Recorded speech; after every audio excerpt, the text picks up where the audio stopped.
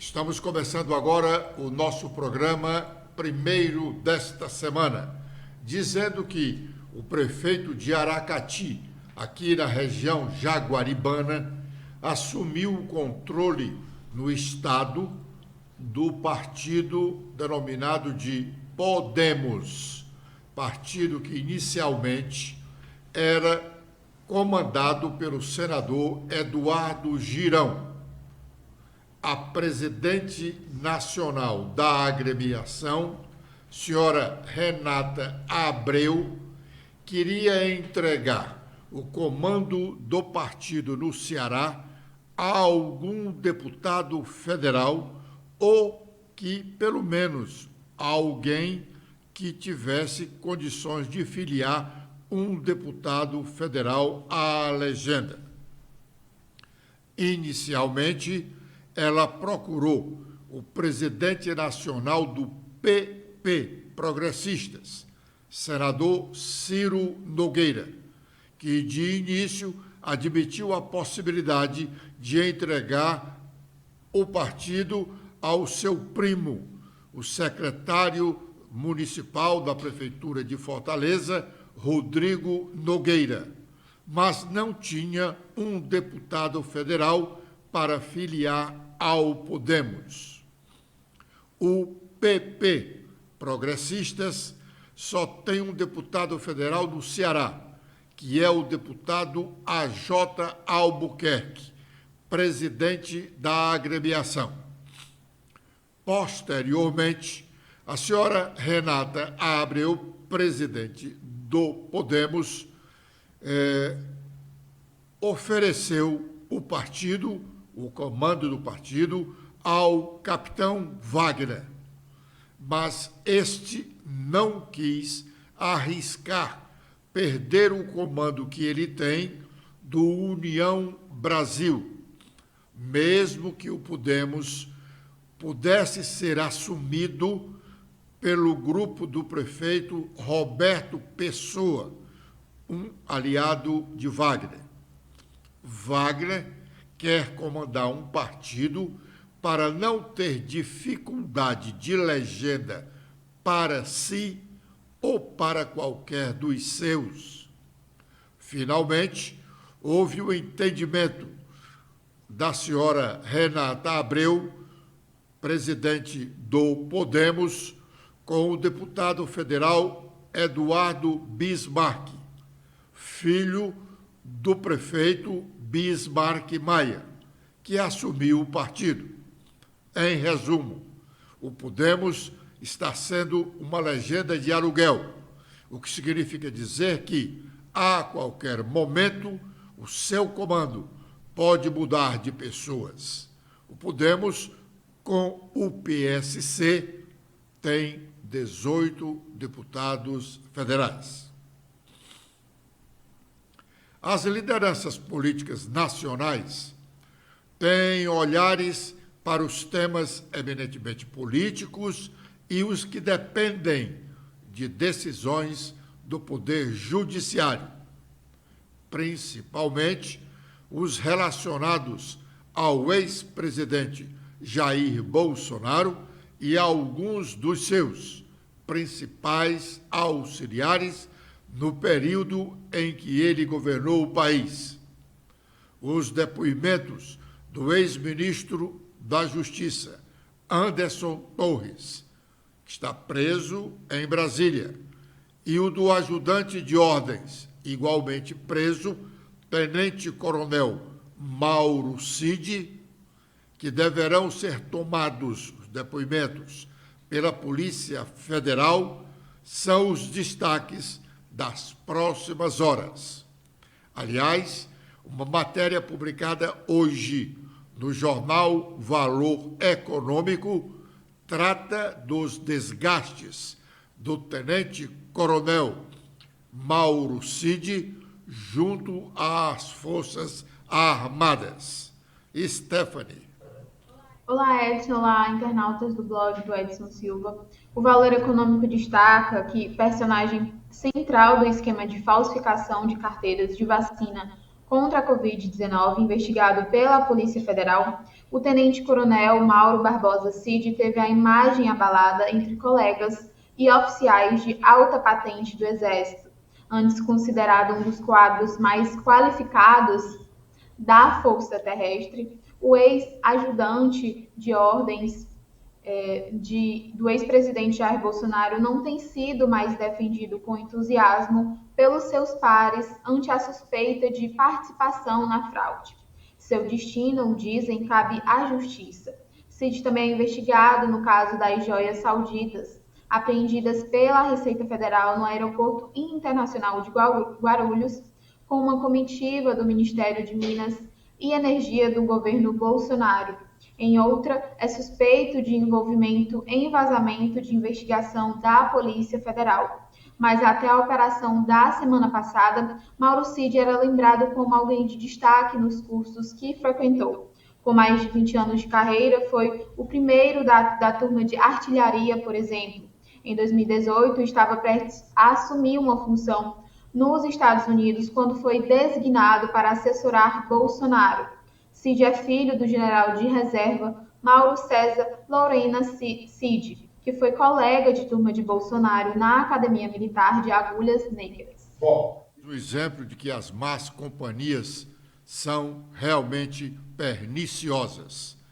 O governo do ex-presidente Jair Bolsonaro defenestrou a imagem que tinham algumas pessoas eminentes das Forças Armadas brasileiras, como o ex-ministro da Saúde, o general Pazuello, e o ex-ministro das Minas e Energias, o integrante da Marinha de Guerra do Brasil, o homem que trouxe as joias como contrabando e são hoje o espinho na garganta de Bolsonaro.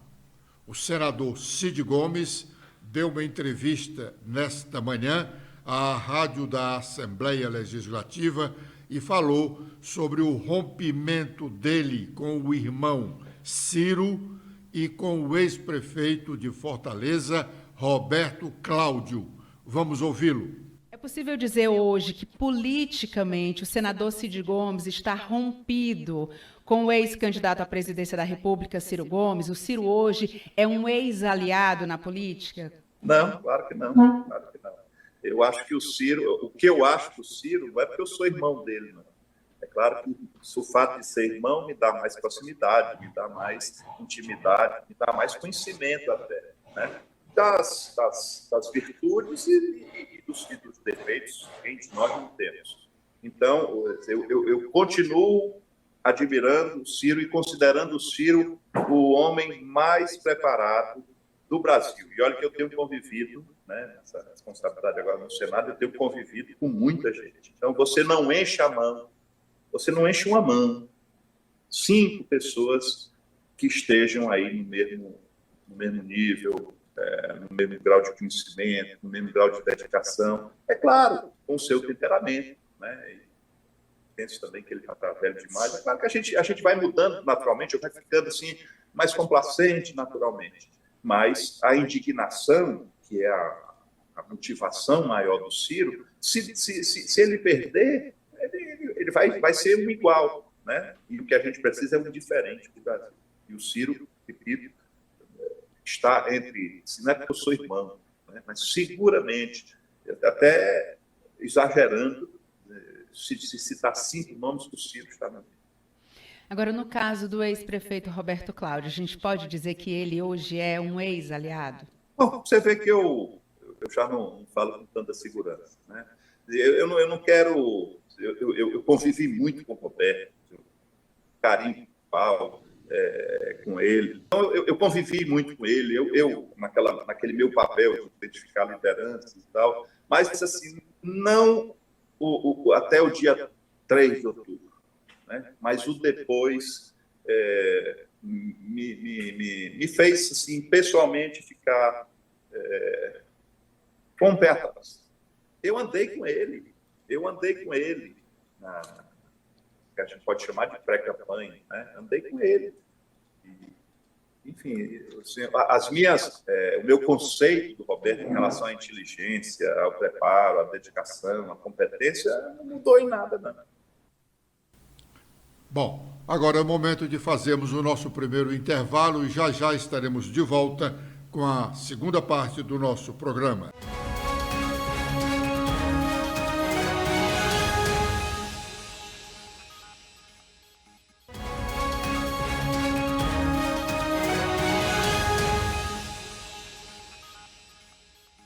O senador Cid Gomes não foi muito claro nas suas respostas sobre suas relações com o irmão Ciro e com o ex-prefeito de Fortaleza. Com este ex-prefeito de Fortaleza, Cid disse para o jornalista Edson Silva, que está aqui falando para vocês, Cid disse que é inimigo hoje, aliás, ele disse isso ainda no final do ano passado. Disse para o Edson Silva, para mim, que é inimigo do Roberto Cláudio e do irmão dele, Roberto, o suplente de senador Prisco Bezerra. Aliás, primeiro suplente de senador de Cid Gomes. Cid, logo no início do mandato, tirou uma licença de 4 meses para que Prisco Bezerra assumisse o mandato, o substituísse no Senado da República. Sobre Ciro, ele não me disse que é inimigo, mas disse que a relação era tumultuosa. E eu posso dizer, com base no que sei um pouco das origens deles, de que essa animosidade deles vai perdurar por muito tempo. E, como disse o senador Cid, Ciro não pode perder esse seu estado de indignação, porque se perder esse estado de indignação, ele deixa de ser o Ciro que todos os brasileiros conhecem. E porque ele é detentor dessa indignação, é que vai demorar muito tempo a voltar a conviver em paz com o irmão senador, se vier. Agora é o momento de sabermos quais as nossas manchetes, as manchetes nacionais e locais. Letícia. Olá, Edson, e a todos que acompanham o nosso programa de hoje. Com as atualizações desta segunda-feira, temos que uma nova reformulação no sistema de segurança operacional suspende serviços do Tribunal Superior Eleitoral. O procedimento será das 21 horas desta segunda até às 6 horas da manhã de terça-feira. Os portais do TSE e dos Tribunais Regionais Eleitorais, além do processo judicial eletrônico, ficarão estáveis durante este período. A Justiça Eleitoral exibe programa partidário do PDT, do MDB e do PSB nesta semana. Para o primeiro semestre deste ano, o MDB tem direito a 20 minutos, totalizando 40 inserções, enquanto o PDT e o PSB exibirão em tempo total, de 10 minutos, cada um com 20 inserções no período. O Supremo Tribunal Federal tem maioria para tornar réus mais pessoas envolvidas nos atos antidemocráticos do dia 8 de janeiro, e com isso o total de denunciados sobe para 550. Com a manifestação do voto eletrônico do ministro Gilmar Mendes, neste último domingo, ontem, dia 7, o placar ficou 6-1. Ele acompanhou o voto do relator do processo, o ministro Alexandre de Moraes. O governo federal relança hoje o programa Brasil Sorridente. O programa foi criado em 2004, durante o primeiro mandato de Luiz Inácio Lula da Silva. De acordo com dados do Ministério da Saúde, em 10 anos, mais de 80 milhões de pessoas foram atendidas pelo programa, recebendo diversos tipos de atendimento odontológico. Com os destaques nacionais, iniciando pelo Estadão, temos em principal manchete que o presidente da República ignora pressões e está decidido a indicar Zanin para o STF. Lula está convencido de que seu advogado é o melhor nome para suceder Ricardo Lewandowski na corte e se irrita com ataques do Partido dos Trabalhadores.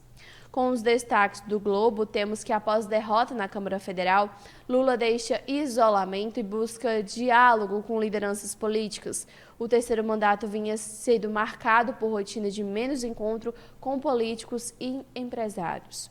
E o governo quer acabar com a antecipação do saque aniversário do FGTS. Até março, 14 milhões de trabalhadores já haviam aderido a esta modalidade. Sobre Anderson Torres, o ex-ministro, presta novo depoimento à Polícia Federal e ele está preso há 110 dias. Com as últimas da Folha de São Paulo, temos que o PL das fake news prevê ampla regulação a cargo de órgão ainda indefinido. Esta lacuna sobre quem definirá regras futuras é vista como peculiaridade que agrava questionamentos ao projeto de lei. E também temos com as últimas que o presidente Lula resiste em mudar a equipe, apesar da pressão do Congresso por cargos e verbas. Bom, muito bem. Estas são as nossas manchetes. As manchetes também do blog do Edson Silva. Nós vamos fazer já agora o nosso segundo intervalo e já estaremos de volta com a parte final do nosso programa.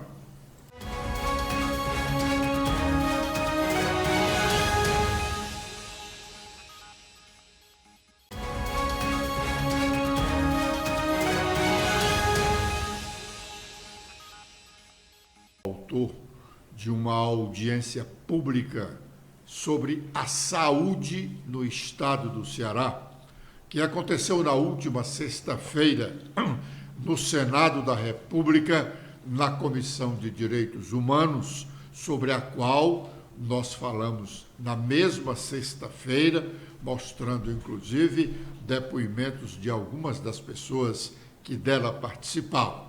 O senador diz que o interesse dele era fazer a audiência aqui no estado do Ceará, mas teve algumas dificuldades e a audiência pública teve que ser realizada realmente em Brasília. Mas mesmo em Brasília, ela foi deveras concorrida e desnudou a situação da saúde pública no estado do Ceará. Vamos ouvir o que diz o senador Eduardo Girão.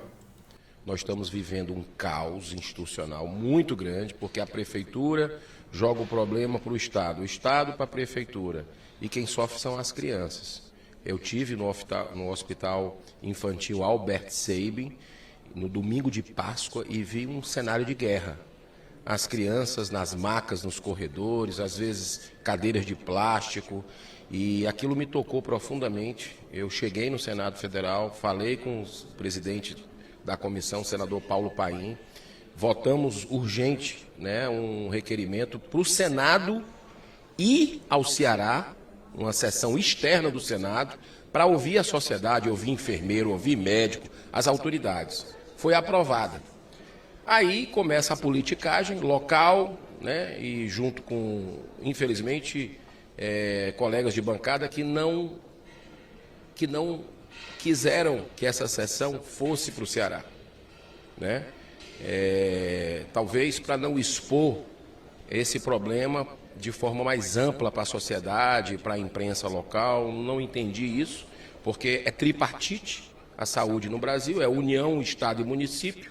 E aí, quando criou esse clima, começou a ter perspectivas de adiamento e tudo, eu digo, olha, vamos fazer um acordo, então, vamos fazer aqui. O próprio senador Paulo Paim mediou e a gente espera encontrar solução. É óbvio que se fosse no estado do Ceará essa audiência, a sociedade teria uma participação maior, estaria mais próxima, a gente aproximava o Senado da sociedade.